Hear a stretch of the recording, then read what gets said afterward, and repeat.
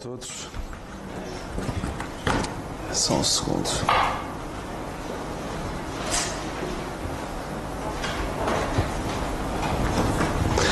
Muito bem. Eu, da vez que vos falei-vos sobre o número. Anteriormente falei-vos sobre uma palavra. Estava a pensar falar-vos sobre uma peça de roupa hoje, mas mudei ideias e vou-vos falar sobre uma estrada. Vou-vos falar sobre a estrada para Damasco. E vocês vão conhecer esta estrada. Já vos falei em tempos sobre a estrada para Belém, quando vos falei da história de Ruth e Noemi. Em tempos falei sobre a estrada para Emaús e agora vos falo sobre a estrada para Damasco. E vocês vão ver como as estradas ensinam-nos muita coisa.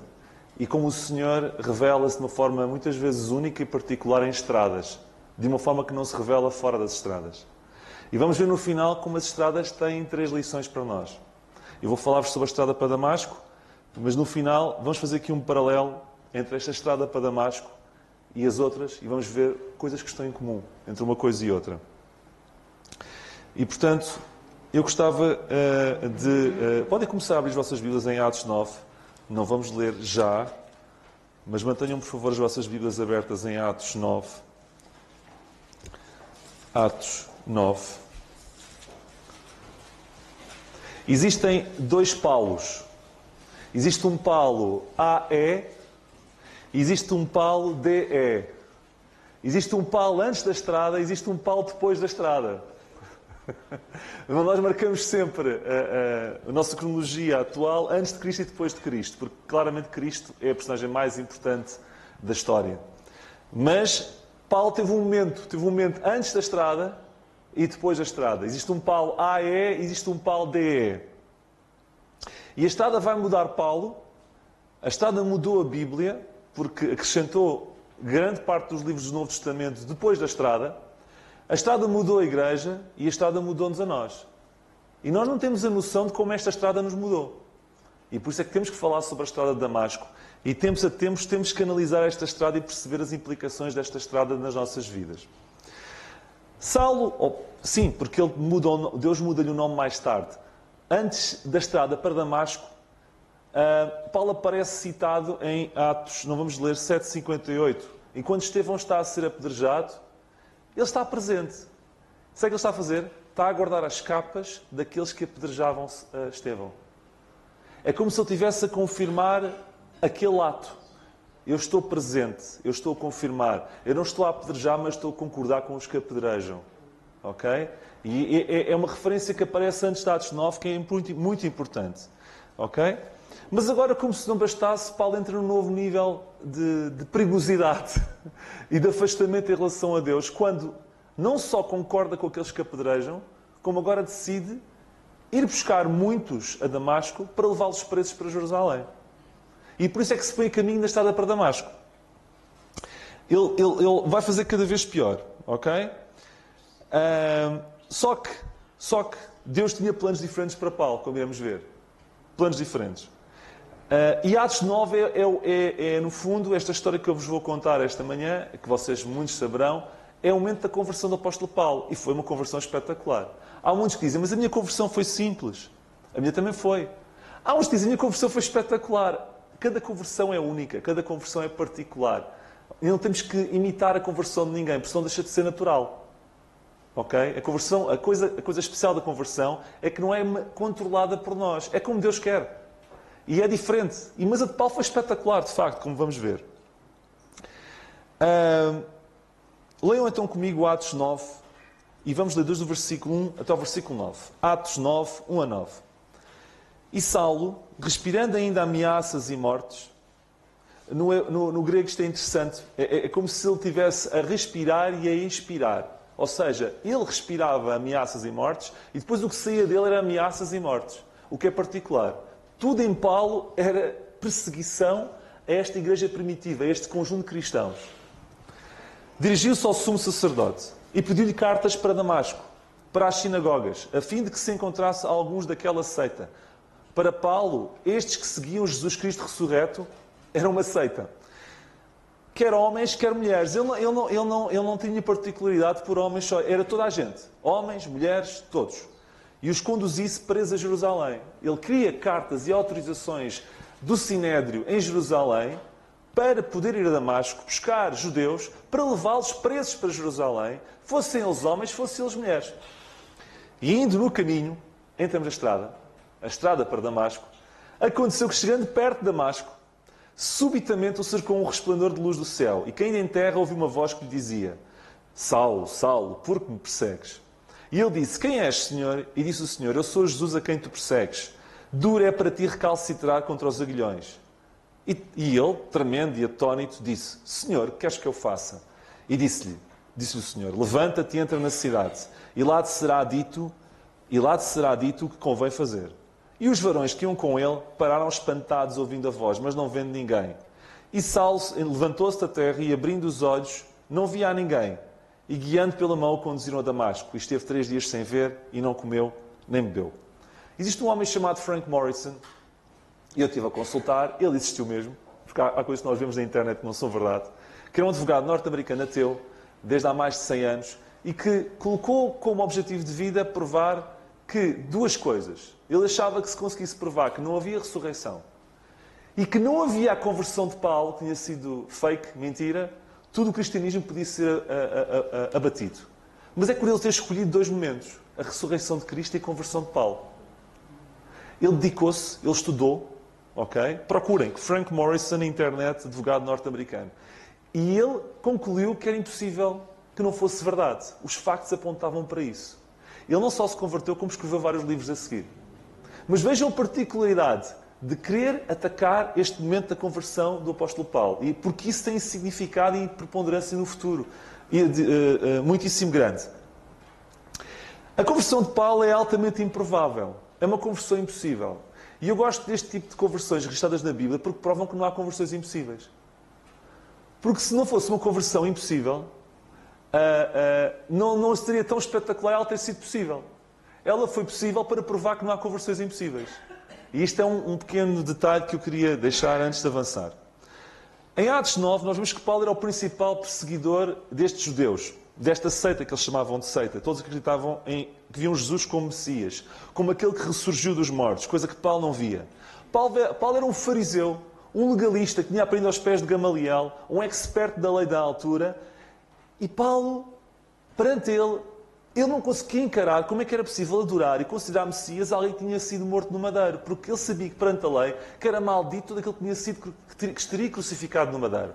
E como é que se poderia adorar um Messias que estava morto? Porque ele não acredita que o Messias tivesse sido ressurreto. Então, para ele, tudo aquilo era uma heresia. Para ele, tudo aquilo tinha que ser perseguido. Porque ele, na sua mentalidade, achava que estava até certo. E já vamos ver o que é que ele achava. Porque a Bíblia aponta para aquilo que ele achava. Mas, o que se vai passar nesta estrada é que Paulo passará a ser o protagonista do maior movimento que o mundo assistiu de fé e de evangelismo à escala global. Quem diria? O que se vai passar nesta estrada é importantíssimo. Voltando à estrada. Vocês sabem qual é a distância entre Jerusalém e Damasco? 260 km. Aproximadamente. Segundo o historiador Josefo, este historiador judeu que viveu na época dos romanos, ele escreveu que em Damasco, e por isso é que percebemos que é que Paulo queria ir a Damasco, havia cerca de 40 sinagogas na época. Imaginem a quantidade de judeus que viviam em Damasco. Ele diz também que houve numa altura que foram mortos cerca de 10 mil judeus numa perseguição. Para serem mortos 10 mil judeus numa perseguição, havendo 40 sinagogas, aquilo era uma bolsa. É como se fosse uma Jerusalém 2. Estão a ver a quantidade de judeus que havia na altura em Damasco? E Paulo pensou, isto é um vírus que se está a alastrar, esta seita. Eu tenho que cortar isto. Se eu for a Damasco, eu consigo cortar a expansão global. Estão a ver a lógica de Paulo? Há tantos ali, há tantos judeus ali, aquela seita está a crescer como um vírus de tal modo grande em Damasco, se eu conseguir cortar a cabeça disto em Damasco, eu corto a cabeça disto no mundo. Mal sabia ele que a história que ia começar a partir daí nessa estrada iria aumentar a extensão de propagação do vírus. Mas ele não sabia. Mas é importante perceber esse contexto histórico, o que confirma e que ajuda a perceber porque é que Paulo queria ir a Damasco. Porque Damasco era preponderante no crescimento do número de judeus e destas pessoas que acreditavam em Jesus Cristo como um Cristo ressurreto. Paulo estava comprometido em defender o que tinha recebido. Eu não tenho dúvidas disso. Paulo achava que estava certo, mas Paulo faz lembrar o Polo Sul. Eu vou-vos explicar. O Paulo, e há pessoas que são assim, faz lembrar o Polo Sul. No Polo Sul, sabem, é dos locais mais saudáveis da Terra. Eu vou explicar. Não há germes. Eles morrem todos com o frio. Nesse aspecto, é dos locais mais saudáveis da Terra. Aqui não há germes. Mas porquê é que pouca gente mora no Polo Sul? As casas são baratas. Eu estive a ver. Lá as propriedades têm preços interessantes. Porquê é que ninguém vive no Polo Sul? Porque é frio de rachar. Para não dizer outra coisa. É frio. É muito mau. Paulo é assim. Paulo é um indivíduo que aos seus olhos parece perfeito. Parece correto. 0% de germes espirituais. Mas é um homem frio, um cubo de gelo. E que não consegue ver a verdade que está a nascer. E muitas vezes nós somos assim. Ou podemos correr o risco de ser assim. Um cubo de gelo que não vemos nada à nossa volta, a não ser nós próprios. Achamos que estamos muito certos e não vemos as coisas que estão certas a aparecer à nossa volta, Deus a agir, e achamos que nós é que estamos certos. Somos um belo cubo de gelo. Além disso, Paulo era um cubo de gelo movido por sinceridade. Eu já vou terminar. Mas uma sinceridade errada. Porque é possível sermos sinceros, mas sermos sinceros errados. É verdade. Eu vou explicar. Por vezes, achamos que algo se torna legítimo se o fizermos por convicção, por sinceridade. Como se a sinceridade justificasse as nossas decisões. Olha, sabe uma coisa? O Daesh, lembram-se do Daesh? Eles achavam-se muito sinceros. Há pessoas que estavam ali movidas por convicção, por amor ao califado. E, segundo eles, à lei islâmica. Mas, eles estavam dispostos a cortar cabeças pela sua sinceridade. Mas é uma sinceridade errada. A sinceridade não vale tudo. A sinceridade não vale, não justifica as decisões. E Paulo achava-se sincero, mas era um sincero errado. E isto é importante destacar antes de avançar. Aquilo que é certo ou errado não deriva da minha percepção de sinceridade, mas deriva daquilo dos padrões que Deus dá. E Paulo não conseguia ver isso. Os padrões que Deus tinha dado na altura tinham mudado. E podemos ser sinceros errados. Um pouco mais tarde, eu vou citar, na primeira Epístola a Timóteo 1,13, Paulo fala disto e diz assim: a mim, que dantes do quê? Da estrada para Damasco. É mesmo isso. Dantes, eu abro um parênteses daquele versículo, da estrada para Damasco. O que ele era antes da estrada para Damasco? Blasfemo, perseguidor. Ele próprio se identifica como era injurioso, mas alcancei misericórdia porque o fiz ignorantemente na incredulidade, porque eu estava sinceramente errado. Quando ele diz, eu tive misericórdia porque o fiz ignorantemente na incredulidade, ele está a admitir que ele fez tudo isto, mas fez na sua sinceridade errada. Estão a ver? Sinceridade não vale tudo. Ele fez aquilo tudo, sendo sincero, mas errado. Ele aqui já não é um cubo de gelo, quando escreve isto. Ele aqui é um sinceramente correto. Porque olha para os padrões de Deus como aquilo que é correto, ok? E isto ajuda-nos a perceber Paulo antes da estrada. Então, chegando à estrada, 9.4. E indo no caminho... Desculpem. Exatamente. 3. E indo no caminho, aconteceu que, chegando perto de Damasco, subitamente o cercou um resplendor de luz no céu. Deve ter sido uma grande luz, não acham? Paulo, mais tarde, quando está perante o rei Agripa, ele dá-nos uma interpretação e acrescenta-nos alguns dados sobre esta passagem. Okay? Coisas que não estão aqui escritas. Ele diz ao rei Agripa mais tarde: ó rei, eu vou-te contar como é que eu me converti. Aquela estrada para Damasco foi especial para mim. E ele conta assim: ao meio-dia, ele diz a hora, ao meio-dia, ó rei, vi no caminho uma luz do céu que excedia, está em Atos 26, que excedia o esplendor do sol. O meio-dia, quando o sol está no seu pico.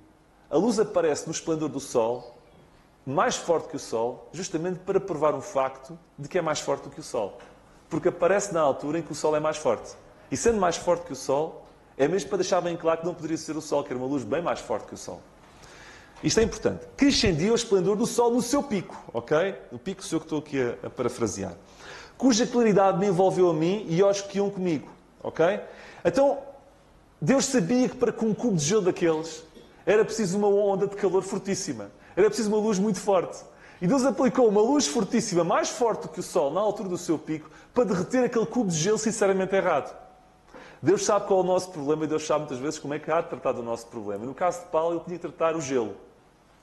Tinha que tratar aquela sinceridade errada. Então aplica-lhe uma onda de calor, mais forte que o próprio sol, na altura do meio-dia, e eu acho isto preponderante. Nesta mesma passagem, eu quero citar a palavra também subitamente. Subitamente. Isto aconteceu subitamente. Paulo não imaginou que isto pudesse acontecer. Deus não lhe disse, sabes, quando estiveres a caminho de Damasco, a partir do quilómetro 50, has de ter uma novidade. Não lhe disse nada. Subitamente, sem Paulo esperar, aparece aquela coisa no meio do caminho. O Paulo estava a respirar ameaças. Eu, quando chegar lá, eu vou já pôr aquilo à caça daqueles fanáticos naquela parte da cidade. O outro vai apanhá-los, o outro vai prendê-los, o outro leva já um conjunto deles para Jerusalém. Os outros, que não forem, ele estava já a respirar as ameaças e as perseguições. E de repente, quando já está a ver Damasco ao fundo, ele está a ver, estou a chegar. Estão a ver? Não foi quando estava a sair de Jerusalém, ele estava já a ver o prémio ao fundo. Calma. Agora eu vou-te mostrar quem é que manda aqui. Na altura do pico do sol, acontece algo, já vamos ver o que aconteceu. Mais forte que o próprio sol. Eu quero destacar que subitamente é uma palavra importante. Deixemos espaço para que Deus possa agir subitamente também nas nossas vidas. Porque Deus muitas vezes não faz aviso prévio. E que tenham atenção quando colocamos Deus fora da nossa vida. Porque Ele também subitamente não faz aviso prévio. Há uma passagem que está em Provérbios 6,15 que subitamente serás quebrantado. Deus muitas vezes age subitamente. Seja para corrigir para bem, seja para corrigir, mas em forma de castigo sério. E, portanto, não calculemos Deus. Não definamos um Deus previsível, porque Deus não é previsível. Deus age consoante a sua lógica. E muitas vezes nos surpreende subitamente. E eu não queria deixar de avançar com isto sem vos dizer isto. Continuando. E ele disse, quem és, Senhor? Versículo 5. Quem és, Senhor? E disse o Senhor, eu sou Jesus a quem tu persegues. Sabem, há aqui duas coisas que eu vejo aqui nesta passagem. O que é que Deus faz aqui a Paulo? Deus faz duas coisas a Paulo. Deus faz a Paulo crer na ressurreição. Porque aparece aquele senhor que Paulo achava que estava morto, apresenta-se perante Paulo e diz assim, olha, é aquele que tu persegues, que achas que está morto, eu estou aqui bem vivo. Eu não estou morto, eu estou aqui bem vivo. Tu achavas que os judeus eram fanáticos porque acreditavam que Jesus, que eu, estava morto? Olha, eu vou-te mostrar que estou aqui bem vivo. Estou aqui, perante ti, com uma luz fortíssima. Aquele a quem tu persegues está aqui bem vivo. E então, o próprio Senhor Jesus apresenta-se a Paulo. Sou Jesus a quem tu persegues. Mais tarde, aos Filipenses, eu gosto disto. Eu vou citar Filipenses 3, 6 a 7. Paulo diz dele próprio. Eu gosto de pegar nestas passagens porque Paulo ajuda-se a compreender ele próprio nas passagens das Escrituras que mais tarde fala. Porque Paulo não tinha vergonha de falar como se converteu. Por vezes nós temos quase vergonha de falar como é que nos convertemos. Paulo, em todo o seu processo de ministério, sempre relatou o processo da conversão, a estrada para Damasco, nunca mais lhe saiu da cabeça. Porquê é que nós não falamos aos outros como é que nos convertemos? Nós não precisamos de ser pregadores. Basta contar como é que nos convertemos. Muitas vezes já fazemos uma coisa muito mais especial. E Paulo fazia isso. E Paulo diz assim, segundo zelo é dedicação, perseguidor da igreja. Eu era dedicado em perseguir esta igreja, a perseguir aqueles crentes. Segundo a justiça que há na lei, irrepreensível. Sinceramente errado. Estão a ver? O irrepreensível dele é um sincero, mas um sinceramente errado. E revela que encontrou Cristo. Mas o que para mim era ganho, reputei-o perda por Cristo. E qual foi a consequência de ter encontrado Cristo? Para conhecê-lo e à virtude da sua ressurreição. Aquele momento da estrada de Damasco serviu para ele conhecer Jesus ressurreto. Aquele momento, eu era assim, eu era perseguidor, e de repente conheço Cristo e percebi a importância da ressurreição. E eu quero-vos dizer que foi a ressurreição que mudou Paulo. E muitas vezes é a falta de noção de que Jesus Cristo ressurgiu que muitas vezes não nos dá a força para mudar. E eu acho que às vezes a Igreja não acredita verdadeiramente que Jesus Cristo ressurgiu. Porque se acreditasse, nós teríamos que havia uma mudança na nossa estrada. Para acreditar que Jesus ressurgiu, tem implicações profundíssimas. É game changer, como se costuma dizer. E quanto a mesma não for real para nós, não pode haver crescimento nas nossas vidas. E Paulo mudou porque acreditou a partir daquele momento que Jesus tinha de facto ressurgido. E portanto, esta passagem mostra-nos uma coisa que Deus fez. Fez Paulo acreditar verdadeiramente na ressurreição de Cristo. E Paulo mais à frente em Filipenses diz isso. Eu era assim, eu era assado, até conheci Cristo. E conheci a ressurreição. Ok? Foi aqui. Depois, outra coisa que esta estrada nos faz e nos ensina, e esta ação de Jesus pelo caminho, foi... Paulo ia com o objetivo, fazer prisioneiros. Certo? Sabem o que é que nós lemos em Filipenses 3,12? Eu vou citar. Prossigo para alcançar... Isto é Paulo a falar, mais tarde. Prossigo, Paulo, para alcançar aquilo para o que fui também preso. No grego, esta palavra preso, eu vou ler, não sou grego, mas é catalambano, segundo ouvi dizer, que significa, é a mesma palavra prender ou apreender que Paulo tinha em mente fazer aos Damasco. Então vemos o outro, o Paulo, queria prender em Damasco e afinal foi ele que ficou preso. Já viram esta volta no caminho para Damasco? Então Paulo ia com a mesma palavra em mente para prender os fanáticos, não é? Mas quem ficou preso foi ele. Esta luz a caminho de Damasco, esta aparição do próprio Senhor e a prova de que ele tinha de facto ressurgido, fez uma mudança de tal modo em Paulo que não só ele percebeu que Jesus tinha de facto ressurgido, como quem ficou preso foi ele. E Paulo diz, não teve vergonha. Eu prossigo para alcançar aquilo que fui preso. Na estrada, ele não disse, mas na estrada para Damasco. Foi nesta estrada para Damasco que ele ficou preso. E ele ia prender, e quando via, se calhar, os outros ao fundo, vou-te apanhar. Não. Eu é que te vou apanhar, Deus para ele. Eu é que te vou apanhar. Tu vais ficar porque queres apanhá-los? Não. A mesma palavra catalambano vai ser para ti, não vai ser para os outros. Eu acho isto preponderante. 9, 4, 6. 5. E ele disse, quem és, Senhor?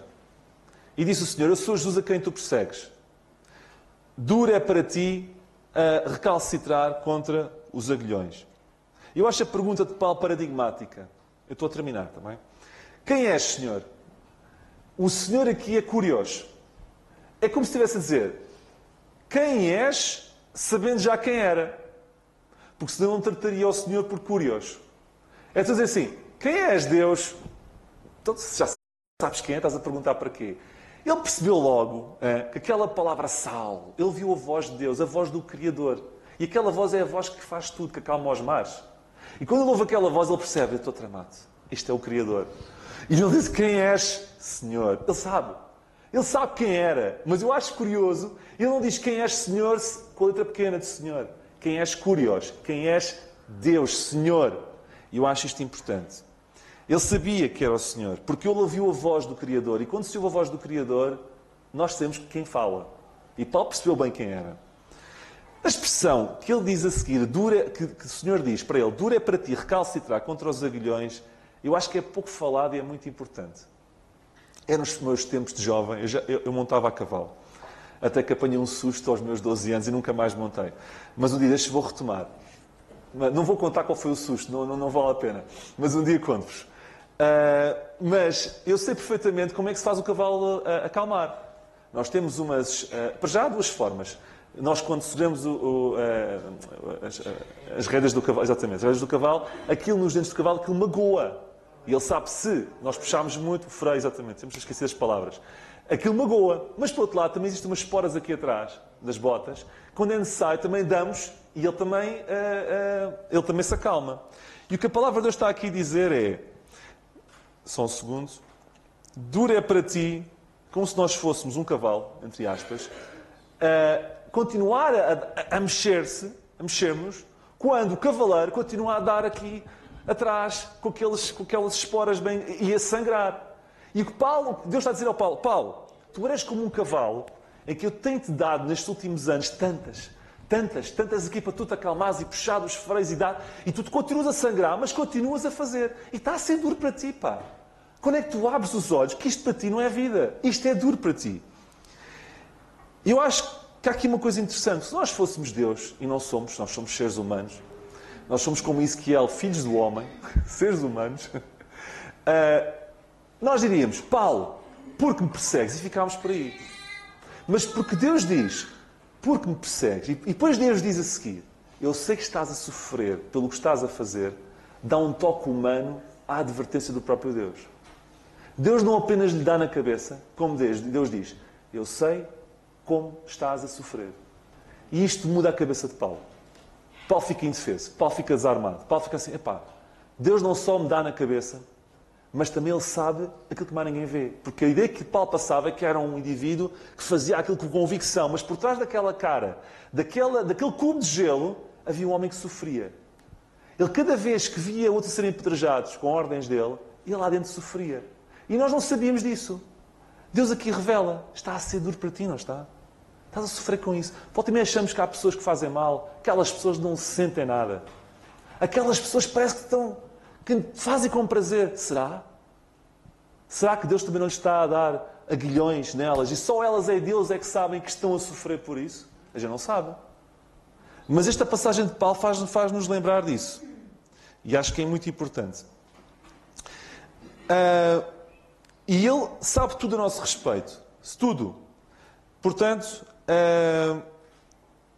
desculpem, eu perdi-me agora aqui. Eu deixei as folhas, já perceberam, não é? Porque as folhas voltam e meia, e hoje trouxe outra coisa e não estou habituado. Portanto, tenham um bocadinho de paciência comigo. Mas um dia deste ainda volto às folhas. mas enfim. Depois de Paulo perceber que Cristo de facto está vivo, ele percebe que Cristo é sensível à sua dor. Ok? E Deus está a dizer a Paulo, eu sei que tu sofres, e Paulo fica sem defesa e reage. Reage da seguinte forma. Versículo 6. Tremendo e atónito disse, Senhor, o que queres que eu faça? Quando Paulo percebe que Jesus, a quem ele achava que estava morto, está vivo, que esse Jesus que está vivo tem um poder sobrenatural e que o arranca do cavalo, do burro, não sei onde é que ele estava, ou da carroça, e manda-o ao chão, que a luz, que essa luz é mais forte que o próprio sol ao meio-dia, que envolve a toda a gente, ok? E que o faz subitamente, sem controle, e que ele sente completamente descontrolado. E que esse mesmo Deus, que prova pela sua voz, que é o Deus Criador, que ele sentiu, não só lhe diz, porque me persegues. Porquê? Porque quem perseguia um dos seus filhos perseguia o próprio Deus. Ele sentia-se perseguido. Mas também lhe diz, eu sei que estás a sofrer. Paulo fica desarmado. Paulo assim, eu não tenho hipótese. Isto é mesmo a sério. E então dá-se a mudança na vida de Paulo. Dá-se a mudança na vida de Paulo. E então Paulo diz, Senhor, o que queres que eu faça? O que é que Paulo diz aqui? O que ele quer dizer com isto? Ele percebe quem Deus é. É impossível que nós estejamos vontade de servir a Deus se não percebemos quem Deus é. Quando Deus dá-lhe uma lição de quem Ele é, Paulo percebe que a única coisa normal é servir. Se não houvesse essa manifestação do próprio Deus, Paulo jamais dizia, Senhor, o que queres que eu faça? Sabem, volta e meia nós pensamos assim, eu tenho que fazer isto e fazer... Não temos que fazer nada. Nós temos que conhecer Deus. Depois que conhecemos Deus, o resto é natural. Nós vamos querer fazer. Porque se fizermos alguma coisa, é como tudo na vida. Tudo o que é forçado não dura. Nós fazemos as coisas e as coisas durarem, temos que fazer de convicção. Mas para isso, se conhecemos quem Deus é, nós naturalmente nos predispomos a servi-lo. E foi isso que aconteceu com Paulo. Agora, para terminar, dê-me só 5 minutos. 5 minutos, é só o que eu vos peço. Nas estradas da vida, e acabei aqui a estrada, eu não quero falar mais sobre esta estrada, porque eu não vou ter mais tempo a falar sobre esta estrada, porque isto tinha pano para mangas. Eu já vos falei sobre várias estradas, esta é a terceira estrada que eu vos falo, agora vou fazer um resumo das 3 estradas, porque eu acho que é importante. Nas estradas da vida, há sempre 3 coisas que nós aprendemos. 3 coisas. Deixamos sempre algo para trás, ganhamos sempre algo novo, eu vou-vos mostrar, hein? Deixamos sempre algo para trás, ou perdemos sempre algo pelo caminho. É uma estrada em que perdemos sempre algo pelo caminho. Mas ganhamos sempre outra coisa. E no final, acabamos sempre por servir. Querem que eu vos mostre? Estrada para Belém. Vou começar por ordem cronológica. Quem é que se perdeu? O que é que se perdeu naquela viagem? A órfã. Eles não perderam a órfã. A Ruth agarrou-se a Noemi, mas a órfã foi à vida dela. Certo? Perderam a órfã. Perderam uma coisa pelo caminho. Certo? O que é que ganharam? A união inquebrável daquelas duas. E o que é que aconteceu a seguir? Elas dedicaram-se a servir, a servir, e tiveram um final feliz, quando chegaram ao destino. Perderam algo pelo caminho, ganharam algo maior ainda e acabaram por servir. Estrada para Emaús. Vamos ver a estrada para Emaús. Não sei se recordam desta história. Os discípulos, o que é que eles perderam? Perderam a alegria. Eles na estrada, dizem assim, estavam muito tristes. Eles tinham perdido a alegria naquele caminho. O que é que eles ganharam? A presença de Jesus no caminho. Certo? O que é que aconteceu no final? Quiseram voltar para Jerusalém para servir, para avisar os outros. Eles perderam algo pelo caminho, ganharam outra coisa, a presença de Jesus, e foram servir no final. Estrada para Damasco. O que é que Paulo perde? A visão. O homem não perdeu a visão. Não teve 3 dias sem ver e nunca mais conseguiu ver desde aí decentemente. Perdeu a visão. O que ele ganhou? O que é que ele ganhou? Ganhou a manifestação visível do próprio Senhor. E uma missão. O que é que aconteceu? Quando chegou a Damasco, começou a servir. Agora digam-me se isto acontece por acaso. Nas estradas da Bíblia, e há outras estradas que eu não falei-vos, perdemos sempre algo pelo caminho, ganhamos sempre outra coisa e acabamos sempre por servir no final. São 3 detalhes das estradas. A perda vai acontecer sempre. Vejam a perda como uma moeda de troca para algo melhor. Eu vou-vos mostrar. Orfa ou a união de Ruth e Noemi? O que é melhor? Perda momentânea de alegria dos discípulos a caminho de Emaús, ou a presença de Jesus a explicar-lhes e a fazer um estudo bíblico itinerante sobre a palavra de Deus toda, em que eles diziam que depois o coração deles ardia quando ouviam a palavra de Deus e ficaram super alegres. O que é melhor? Olha, e o que era melhor era as folhas. Que isto tem que pôr o código constantemente. Terceira coisa. Melhor, a perda de visão de Paulo momentânea, ou ele ter conseguido ter um contacto pessoal com o próprio Senhor Jesus Cristo e ter recebido dele uma missão exclusiva para o resto da vida. Estão a ver? Agora, a dificuldade, nós estamos a olhar aqui com as duas. O problema é que quando a gente perde uma coisa, não recebemos logo a outra. E nesse ato de tempo, a gente fica sem conseguir comparar. Porque ficamos em déficit. Não é? Mas lembremos de uma coisa muito importante. Que é o que Paulo diz. Na verdade, estou a citar Paulo. Tenho também por perda todas as coisas. Paulo já sabia. Ao longo das minhas estradas, e sou a dizer, pela excelência do conhecimento de Cristo Jesus. Ou seja, eu não importo perder, porque sei que vou ganhar muito mais.